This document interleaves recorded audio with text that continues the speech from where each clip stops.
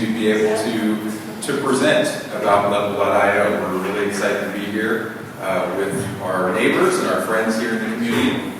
So, like all superheroes, there's a backstory. And so I'd like to first just talk a little bit about the backstory. And just keep in mind this is one of several backstories. Because we have several founders as a part of our company, but just want to talk about a little bit of my backstory first. Hopefully this thing works. Does this presentation end with a shirt pulling reveal? I just want to know. No, I don't have anything that dramatic. Right. So I just want to talk a little bit about myself here just a little bit. This is a newspaper article from 2003 when I was wet behind the ears. Hopefully I look a little more mature now than I did then. But myself and a classmate of mine, we started an IT company.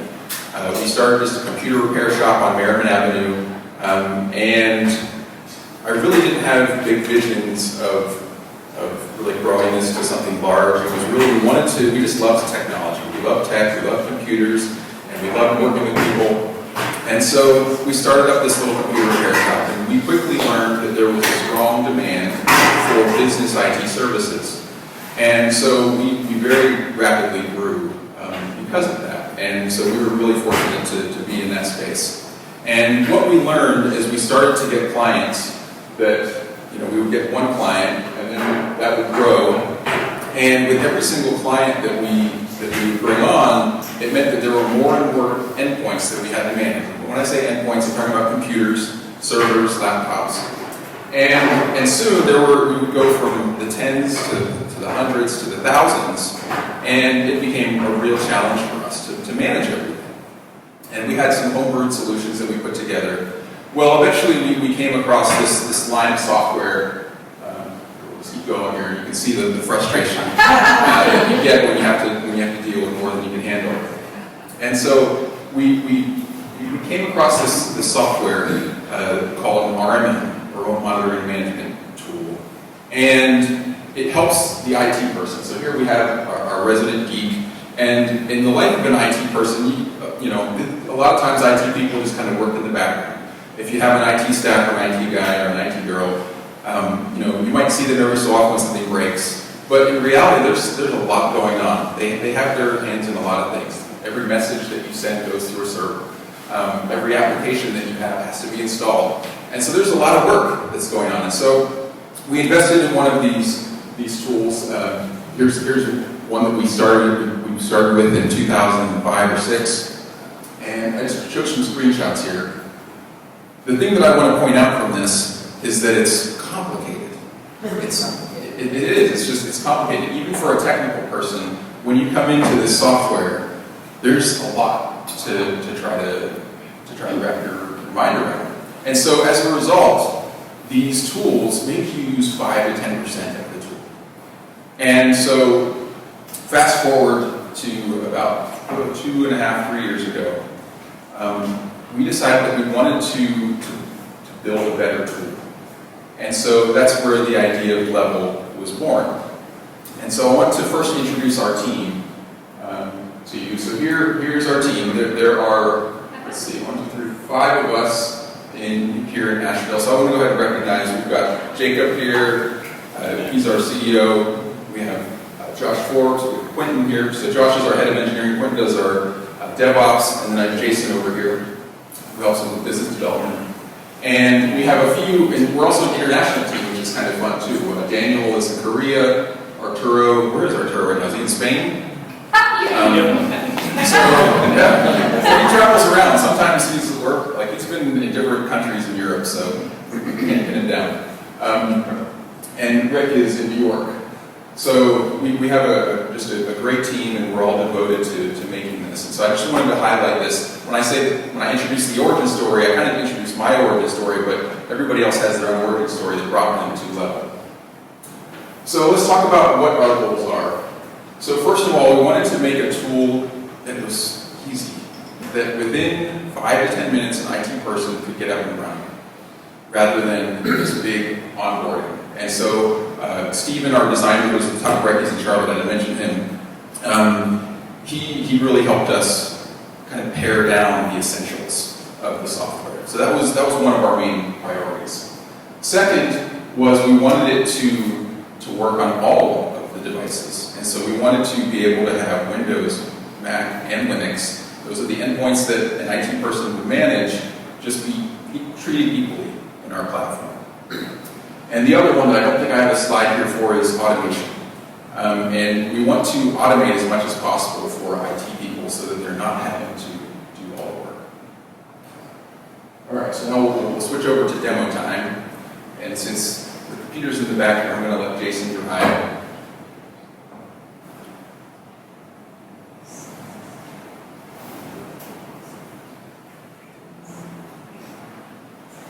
We don't see, oh, I guess it's not mirrored, is it? You might want to turn that around then. Yeah, why don't you turn around so you can see the screen here? Okay. All right. So here we just have a demo, a demonstration unit. We don't have that many devices installed, but just to give you an idea of what's going on here. So here in the middle, we have our list of computers. Right now, we're filtered down to looking at only the Windows devices, but if we remove that, we'd see there would be Linux and Mac devices in there as well. And so the IT person can get a quick list of all their devices, and then they can get some details about it. In this case, I have an IP address, I can see its reachability. If we click into one of those, let's go ahead and just click into any of those, we can get some further detail about that device. And so you can see that hopefully this is a little cleaner than the other screenshots that we showed you earlier, where it's just information overload. We tried to organize it in a way that was just aesthetically pleasing, that would be very approachable. But this is really powerful for a technician to get this information, in an instant, in a click. Also want to talk about the proactive nature. So if we go up to alerts, the benefits of a tool like this for an IT staff and for a business are that the IT people can then start to be proactive instead of reactive. Whereas instead of waiting for the phone calls and the emails and the texts to come in, hey, there's a problem, something's down. Instead, we can rely on a tool like Level to alert us before something happens. And so a great example of this would be if a hard drive was filling up. If your hard drive gets full, then guess what? The computer isn't going to work anymore. And this gets really bad if it's a server and the hard drive fills up, then everybody's going to be down. And so with Level, we have a way that we can just simply say, hey, alert us if the hard drive starts to get close to capacity. And, not just alert us, but also run a script. Over here, we have a script that says, run the disk cleanup. And so that way the IT person doesn't even have to do anything. All they do is they get a notice that says, hey, it started to fill up, we ran a script, we cleaned things up, and we resolved that for you. So there's automation, and this is an incredible time saver. All right, let's also look at policies. So policies is where we can put our desired state of how we want devices to be, and we can implement those. So a great example of this would be security patches. I don't know if this is the life of an IT person, but they're always worried about, we got to keep everything patched up. We have to install the patches and the security updates, because if we're not patched up, then we're vulnerable. And so if you can imagine not having a tool like this, then the IT person's going to have to run around and run updates on all the devices, install patches, and that's, again, it's just so time consuming. And so we have that here. Okay, and then lastly, well, two more things. And then we'll finish the demo. One is the ability to do things en masse. So if we needed to install, a directive comes down from a head of a department says, hey, we need this application installed on all of our devices in the department. Well, one way to do that is to go around to all the devices and install it, or we can do some automation. And so here we'll select two devices and we'll run a script. And let's just pick the script called install, I think it's called install business app. There we go, install business app. So there's a script, we'll push it out to those two devices, and then we can execute it. And just imagine here if you had hundreds or thousands of devices, just what this does. There we go, it was really fast, application successfully installed. And so the automation here is incredible to be able to save time. Yeah, that's right. Okay, and then the last thing is being able to just help a single individual. And so if somebody calls and says, hey, my email isn't working, or I can't print something, then how can we help them? Well, it's really simple. We can search for their name, we can click on their device, and then it's going to bring their computer to the technician. And so they don't have to go running around or do anything. They can immediately get to their desktop with the person that calls them, and they can help them. So that's our demo. There's a lot more I can go into, but I think this is great coverage here. So, oh, I need to have the PowerPoint back.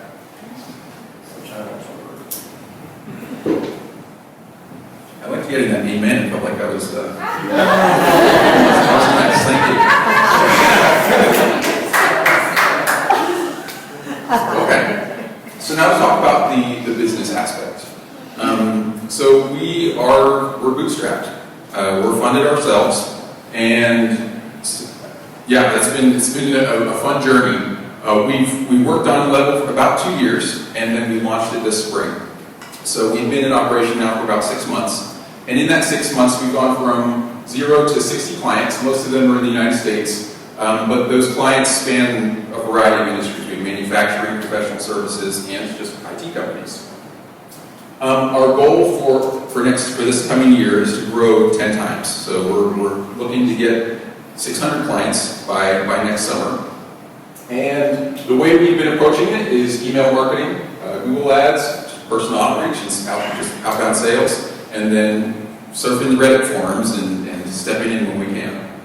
So, in closing, I just want to show this picture. It's Is this your fallback plan? that's right.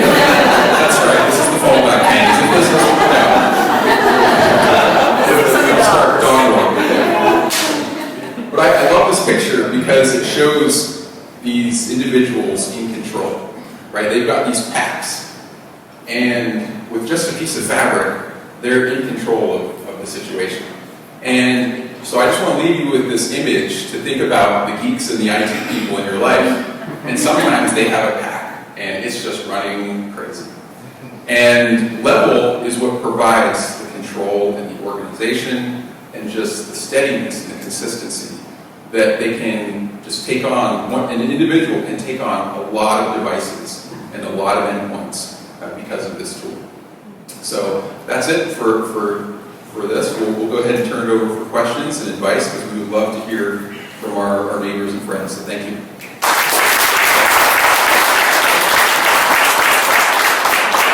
Well, to begin with, we have the question, what can we as a community do for you? That's a great question. And I think we just need your insight. Our goal is ambitious, that we want to grow 10 times by next summer. And so I think that would be helpful to hear suggestions and feedback and challenging. That goal would be helpful. Start here in the front. Here in the front. Here we go. What occurs to me immediately is, can this be done to the cloud? That's a great question. So this is the cloud. Now here's a fun fact, is that right now the product is actually being cloud serviced from here in Asheville. So we're not using Amazon or Azure or Google Cloud Platform. We're actually hosting it here in Asheville. And so it's developed and run from our community, which is really unique. Now someday we may have to just blow out and jump into one of the main cloud providers, but right now it's hosted locally. Well, I'm really excited because I feel like I'm tracking, and I'm not really the IT hero that you might have all thought I was. And I also have a fun fact that you were maybe my IT guys 15 years ago, and so it's really cool to see this growing up here. But I'm wondering if you are interested in more endpoints when you say growing 10 times. Are you more interested in those end users that you talked about, or in more IT folks buying your platform? It would be more for the IT departments and IT companies. There's not really, we don't really have a use case, I think, for the end users so much, unless it was a small business that wanted to service end users versus.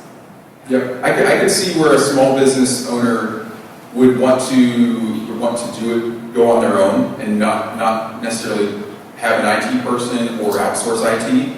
This tool has certainly helped them in that, but there's kind of a level of technical, I guess, expertise that would be expected before getting this platform. It's not really one where a lay person would be like, all right, I'm gonna become a customer of Level and then just take over IT.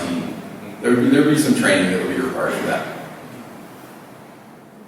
Yeah, to follow up on her gasp of astonishment, has this not been done before? Because, and then I'm going to make a comment.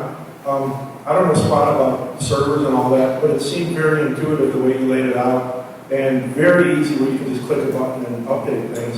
And then the comment is, I just finished a year working as a remote administrative law judge for the state of North Carolina, and they had like 300 of us remote, and their updates to the computers were just absolutely painful, and would literally just break the computer for 24 hours. I'm not suggesting you chase government work right off the bat, because that'll take you 5 years, but I mean, there's 300 computers right there just for one agency. Thank you. So the first question was, has this been done before? And the answer is yes. There's probably about 7 or 8 main players in this space. There's a lot of money in this space. I will say that the largest of them just purchased, there was some consolidation, and what was the price tag on that? It was in the billions, that buyout. It was $5 billion that they bought one of their competitors. So there's definitely consolidation happening in this space. But yes, it's been done. I think what's different about us is the user-first approach. Whereas the other tools that we've seen, they're kind of developed by geeks for geeks, and we're trying to level the playing field. There we go. There's a fun play on our name that we didn't think about before. But just to make it where even an entry-level IT person could step in and take off.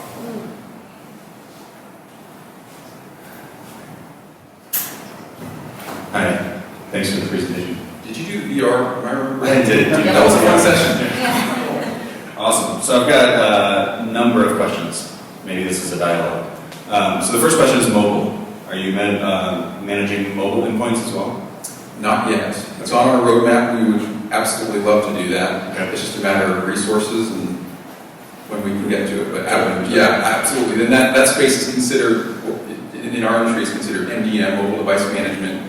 And so merging RMM and MDM is absolutely something compelling we'd love to do. Okay, cool. Yeah, like I'm running on Unify, and I'm able to push out a bunch of information, but I can't get to the mobile devices, so would love to talk with you about getting Android scripts, the ability to run. So the second question I had was around the endpoint interface. You know, if I'm a client and I'm running 100 units, that's great, but then what does one of my units persons see? Is there any interface that they get to see into their own device and connect it to the system? Oh, I see. Like, are you asking if they can get to their own device, or you're saying just from their computer? Yeah, if they could see like the status on what's going on, because you're going to have some users who are power users, some users that are less. Yep. So right now it's transparent to the end users. Level gets installed and it just kind of runs in the background. There's not any client-facing interface or anything for them to use or do anything. When a technician connects to them, there's just a little pop-up that says, "Hey, Brian is connected to you to help remote assist you." But other than that, no. I will say what is on our roadmap is the idea of being able to allow the end users to use Level to get to their machines from home. Mm-hmm. Right? So being able to instead of having a VPN, right? There's sometimes that's cumbersome to have multiple steps for somebody to say, "Hey, here's how you work when you're at home." This would be a lot easier. Just go to the website that you're using password, and then you get your desktop, right? So that is on our roadmap, but we do not have that yet. Okay, the final question is the business question. Exit strategy. Do you have an ideal magic wand? This is where we want to end. That's an interesting question, and I think that's probably a little bit different depending on the founder. So I'll give my perspective on it. We want to see this thing grow. We're really excited about the product, and an early exit would be, I don't know, maybe it's a prideful thing. We wouldn't want to, and honestly, we've actually already turned one down. Yeah. So we're interested in just growing this thing and building it up. We really feel there's just huge potential here. And so, month after month, as we're paying out these salaries and we're not seeing the income come in, it's hard, right? That's the struggle of risk, is how far can we go? What's our runway? But we would love to see this thing all the way through, where it grows and we can really blow it up. Well, that's fantastic. It's awesome to have a company with such promise in Nashville that's doing something tech-focused. Yes. And you're running over the cloud.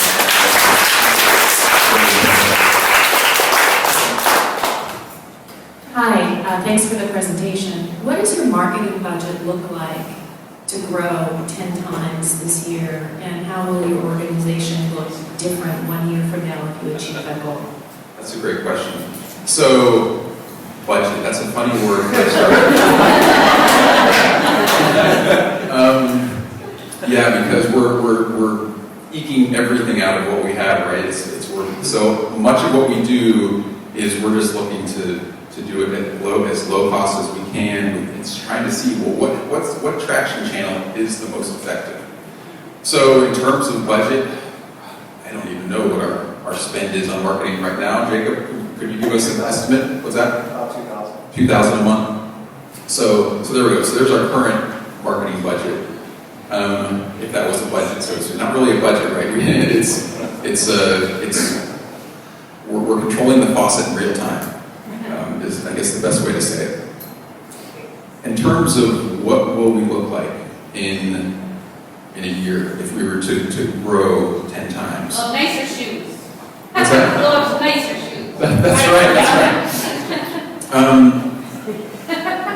The good thing about software as a service, which is kind of the classification that we are, is that it can, one application can service many, many people without the need for lots of additional staff. This is one of the things that attracted us to this industry, is because, at least from my perspective, working in the professional services industry, every client that we brought on meant I have to think about, okay, well, how can I best service them? What manpower or womanpower do I need to add to the team to do that? Whereas with SaaS, it's not quite the same. Right? The scaling is different, and then we can add on a couple hundred clients tomorrow, and we wouldn't need to really change our team dramatically.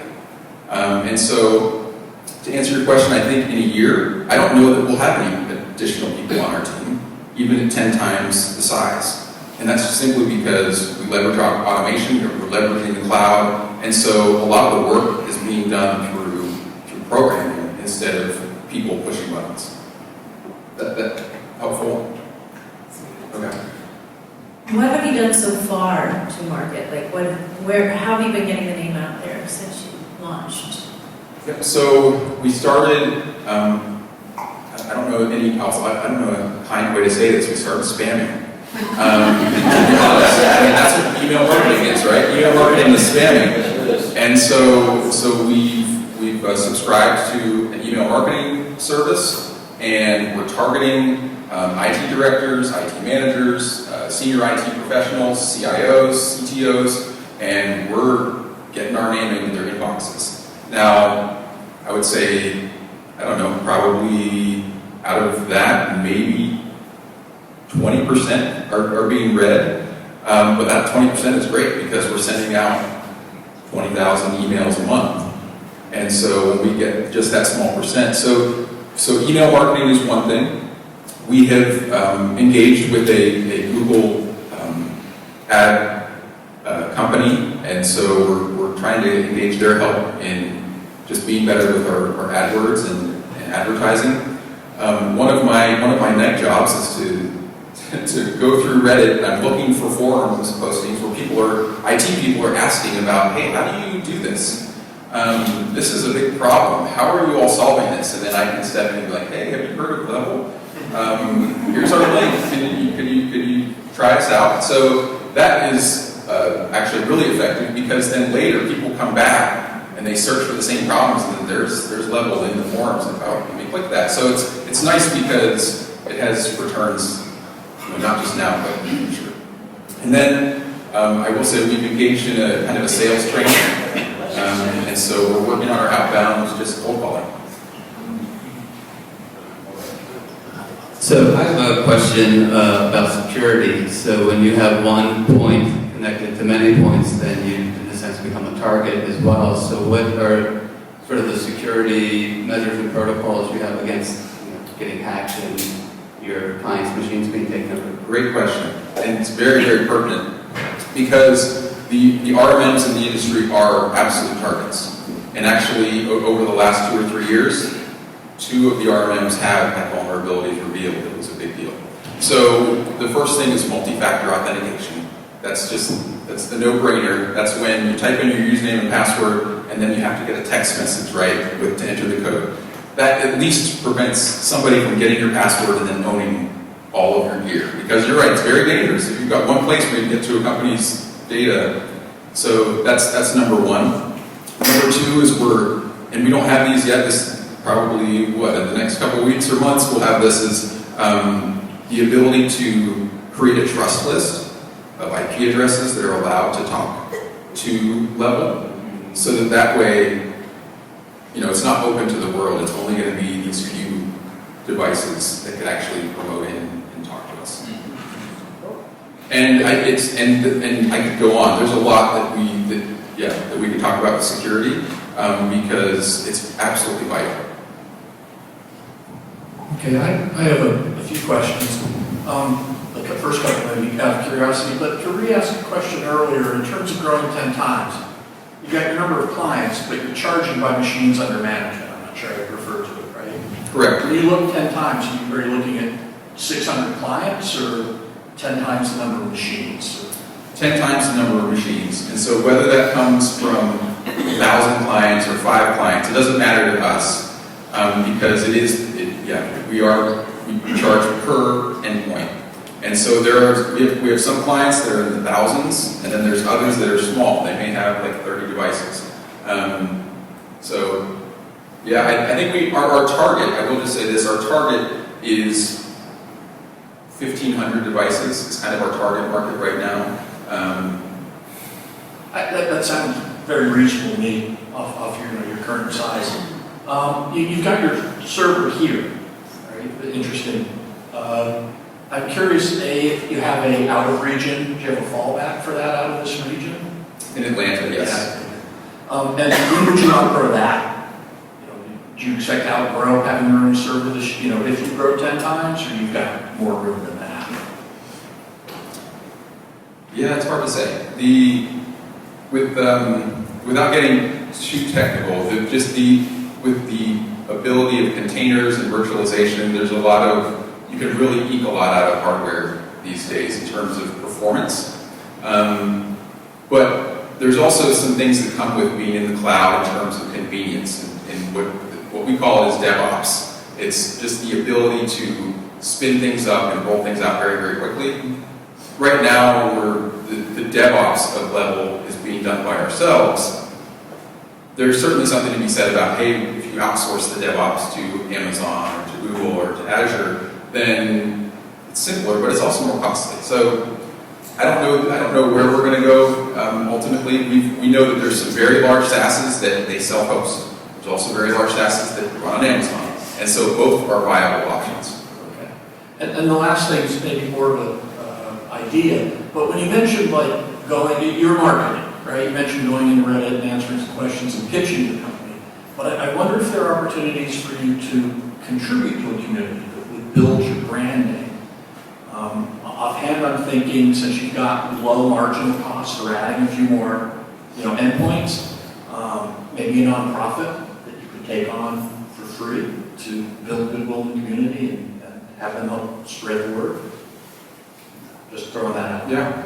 We have not actually had very much success in local outreach. We've tried to reach out to the local IT professionals, and just recently we sent out, probably 150 or 200 messages. We got 0 response. Absolutely none. So we're finding there's something compelling there perhaps. Yeah, I moved here about 5 years ago from the Bay Area. You're probably seeing the same thing I am, that the startup tech vibe is building in Asheville, but building, not built like it is in other areas. All right, thank you. Yeah, thank you. Shall we Morning, great presentation. Morning. Alex Cardona from Cardona Business Solutions. So I love the 10X theory, right? If you listen to Grant Cardone, right, there's average action, there's massive action, and there's 10X action. Man, I love it. My question to you is, what are your current IGAs or income generating activities that you do now? So from the time the business opens to the time the business closes, how do you make $1 and where are you getting those type of clients? You said outside of here, but I just want to ask you, what are you doing currently to make money? Yeah. So right now, to sign up for a level, no sales process is needed. It's automated. So if somebody wants to sign up for a level in the middle of the night, they can go onto the website, enter their credit card information, and they're a customer. They're spun up and they're ready to start using it. So we don't have an onboarding process in terms of a sales team right now. We're just the founders. We're doing it ourselves. So I guess through our marketing efforts, we're simply watching how many people are landing on our site, how many people are clicking through and signing up.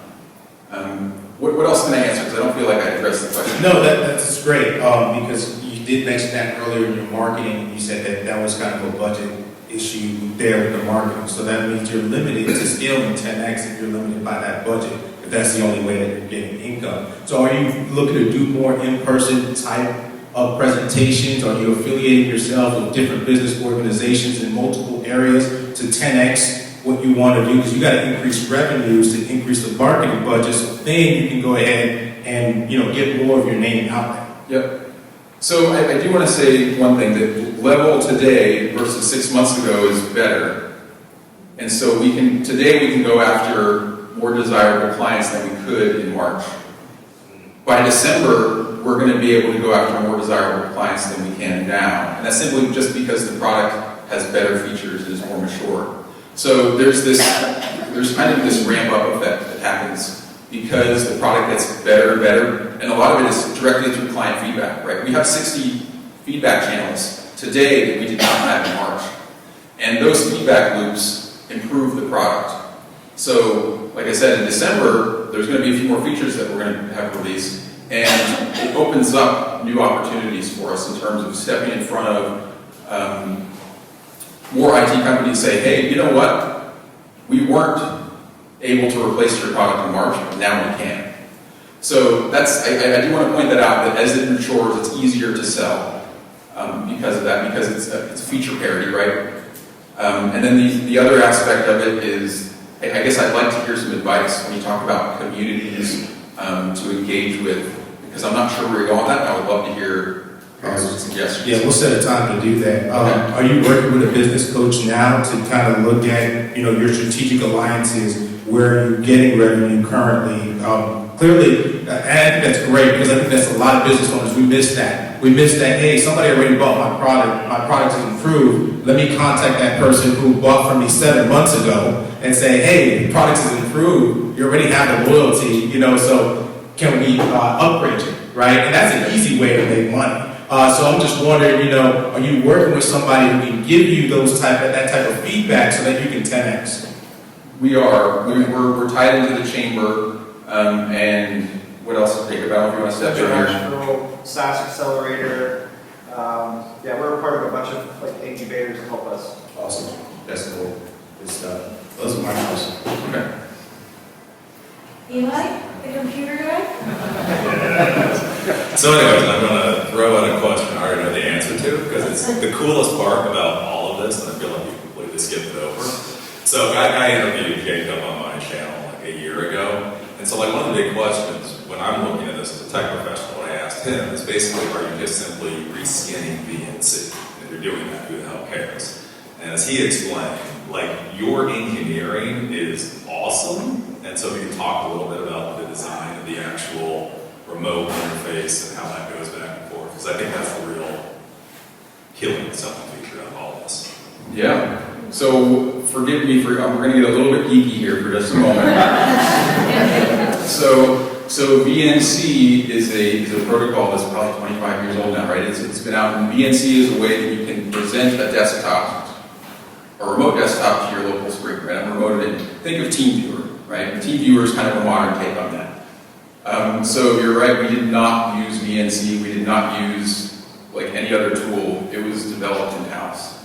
And so we have awesome engineers that were able to put that together. What it does, it saves us on licensing fees. We don't owe anyone anything every time somebody uses our product by the fact that it was developed in-house.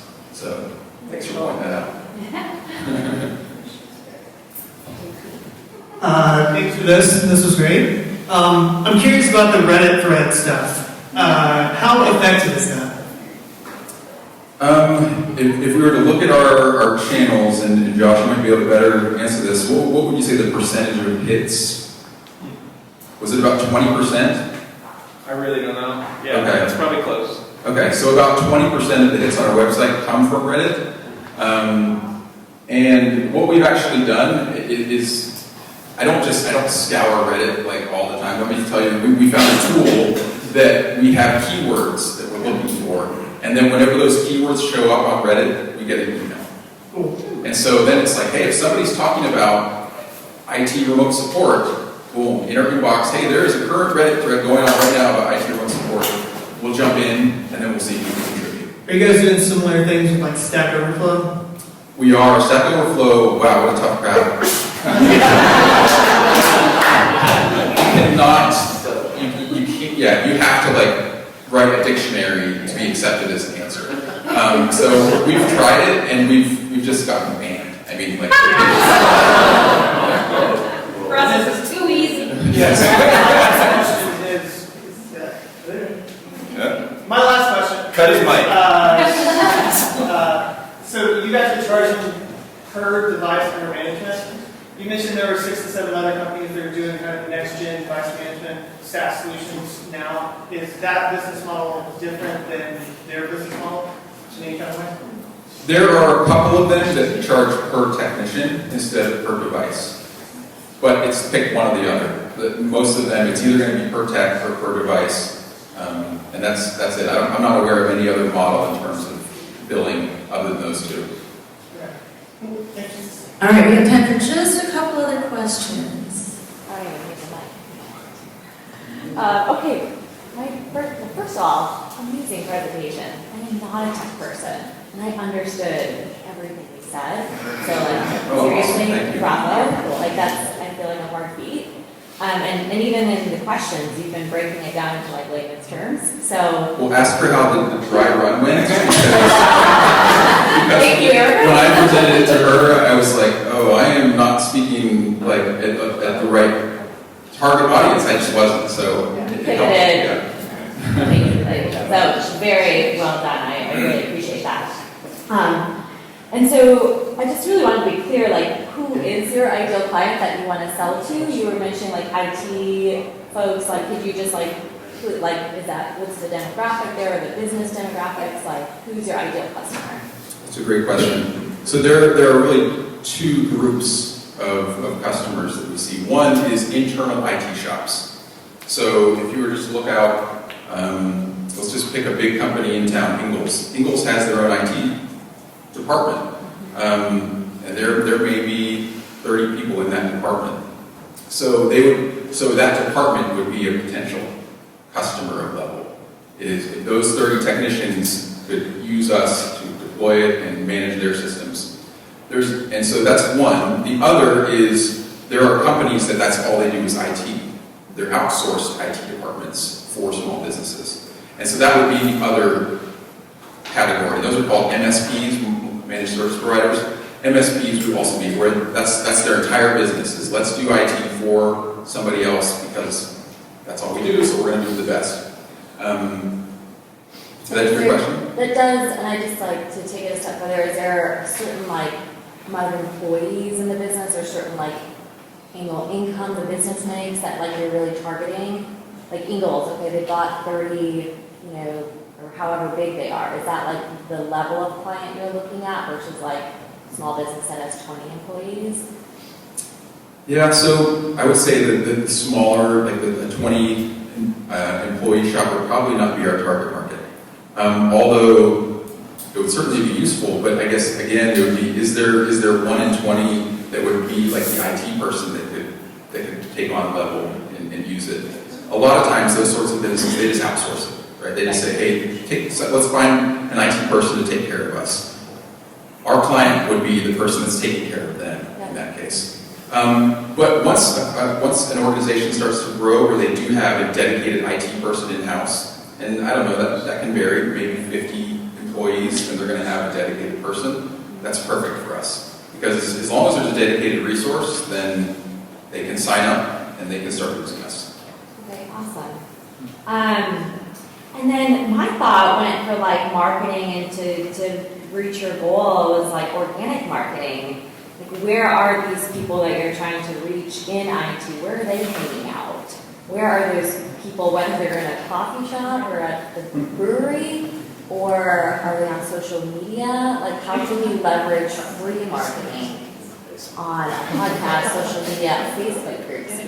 Yeah. So Reddit is where a lot of them are, but you know, it's kind of one-dimensional. There's so much more, you're right, that we could probably be doing. So I think we've got room to grow and improve there. Because for example, we don't have a YouTube channel like that you could go to and that we're speaking to IT people. That would be great if we did that, but that's just a time-consuming thing. We need to figure that out. Our blogging is weak, so we could definitely improve that just to drive traffic to teach about how to manage IT. That would be great. So I think there's a lot of room for growth there. Yeah, that's where because your presentation was so well done. Hearing you speak about it, I'm like, do I need you? So I think there's so much value in that when you can showcase, and it's human to human, like seeing you on a video versus an email, you're gone. We all get the emails, right? Yeah. We're like, pass, no thank you. So even in your emails to consider a little video clip, where you That's email great idea. that instead of just words. Nobody wants to read the words anymore, right? You're not going to grab anyone. Do a video, and then even for the YouTube, I would offer. It seems time consuming. I like legit just do it on my phone and like upload it to YouTube. You don't have to edit, like you don't have to like try to think simple if you're going to do something like that. But I think there would be a lot of value in doing some videos, whether that's social media, YouTube, repurpose all of it, put it on the same video, all platforms. But seeing the connection between, like, that's how I'm connecting to you right now as a person. And I think that would be really valuable in a space like tech where everybody is remote and working behind the scenes. So, like, show some face and make that connection. That's great feedback. We're taking notes, guys, on this. Thank you. All right, we have time for one more question. Okay. My question is, where's Arturo now?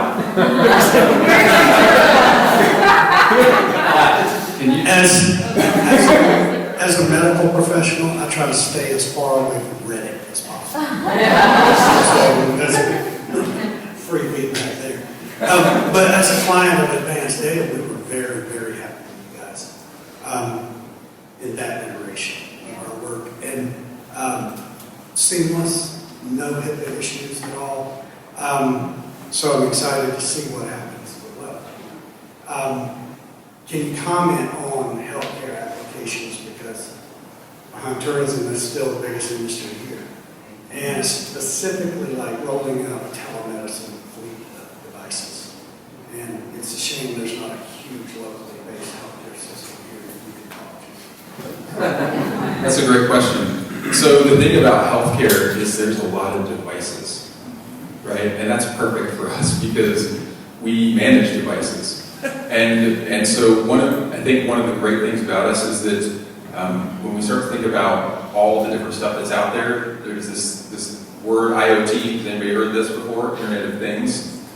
Internet of Things refers to all the stuff that isn't a laptop or a computer that is tech.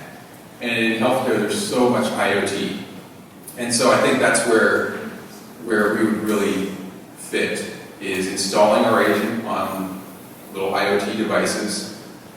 And then it's like that leash, right? That pack, where it's really hard to manage. Like, where is that thing? And what, how do we manage it? So that I would say that's probably going to be the best thing. We've even seen that in the manufacturing space. Manufacturing is similar. They've got lots of stuff, like machines, and now they're installing level on those machines, and now they can manage it, and they've never been able to do that before. answer for you there. Well, this, I'm glad you picked up on this. There must be 40,000 that are easy. I mean, at least one per employee in that sector. Okay. All right, let's all put our hands together for